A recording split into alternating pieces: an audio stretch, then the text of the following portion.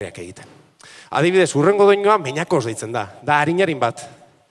Baina gure ikuspuntutik. Ia gustukoa dezuen. Txalo bat.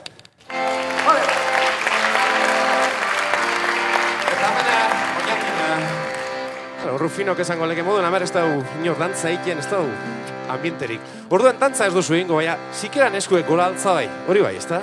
Eskuek altzateko, venga, altza eskuek, altza eskuek. Bai, hori joketa, elegante.